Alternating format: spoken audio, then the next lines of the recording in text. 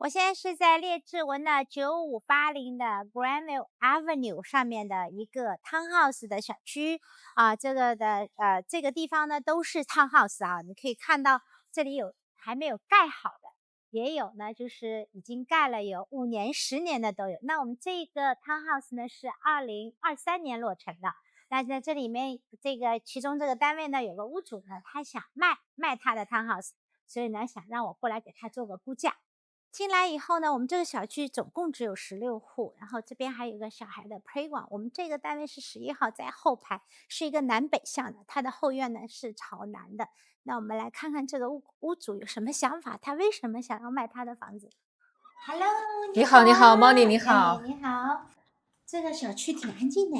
是一共就只有16户。你这个才买不久，为啥想卖？而且还是并排的双车库啊！我们刚进来都看到了，有没有装 EV charger？装了，可以装EV charger。然后是地暖，全屋都是地暖，对。你这个才住进来不久了，为什么想卖啊？房子比较多，然后想先卖一个吧。我温溪那边还有房子。但是你好像买的也不便宜啊。是啊，因为当时看这个房子一见钟情吧，一见钟情，为什么一见钟情？说说你喜欢它什么？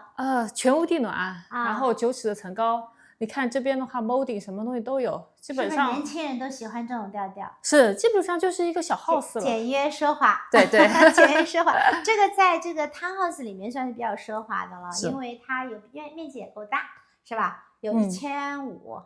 当时我们也看了很久的，然后一直都没有合适的，特别喜欢的。这个煤气的炉头也是你喜欢的。是。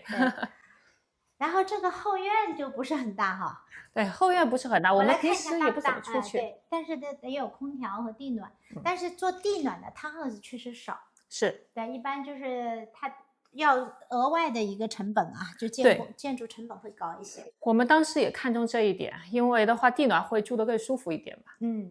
然后你也是不是喜欢它朝南的后院？朝南的后院采光特别好。对，然后这个客厅就住得很舒服。对，那楼上的房间呢？你还满意吗？楼上的话，房间很大，每个房间都很大。我们还有一个房间，虽然没有窗户，但是也蛮大的。就可以当4房来用。对，可以的。1500尺倒是挺大，那个管理费高吧？管理费不高，管理费才450每个月。里面还包水。你这个楼上也是9尺的层高，而且你看都有 molding 哈，所以当时还是蛮考究的。对啊，像这些门你看都很高的。正常的话，那些 townhouse 都是对啊，floor 地板对，那个地板。这个主卧好舒服啊，朝南的。是不是你还看中了它这个布鲁式的衣帽间呀？对呀。然后洗手间也是双洗手盆，然后有浴缸、有淋浴都有，是吧？就跟一个 house 的这个设施都基本上一样。但是你那时候买的时候，这周围可能也都这个价，是吧？对，当时买的时候周围都这个价，然后价格也下不下来。这就是你刚刚说的这个小的 den 啊，当时它是当4房卖。是。而且的话，在列治文真的是比较稀缺，看不到第二个像这种样子类型的了。又要朝南，又要户型要大一些哈。户型要大，而且做工一定要考究。我们对于这个舒适程度很在乎。这个是挺舒服的，窗户都很大。对。然后每个房间的 size 也大，因为很多的 townhouse 一个是3层，上来的上面的房间呢就是很窄的这种过道。对。那你这个是2层，是吧？Moni， 你看该看的你也看了，你觉得这个房子多少钱定价合适呢？这个房子 condition 还真的蛮好的，然后它有它的市场，但是我想问一下，你当时买进来多少钱？我当时买进来的话，乱七八糟算起来都要165万以上了。哇，那这样的话，现在卖的话，市场可不好哎，你一定可能要亏钱呢。亏钱我认亏，但看对啊，卖什么样价，亏我认亏。那如果像从你160，你肯定是希望哈，就不要赔本呗，那就得160几，160几，很多人去挑独立屋去了。那些独立屋我也看了，都破破烂烂的，感觉都没法住。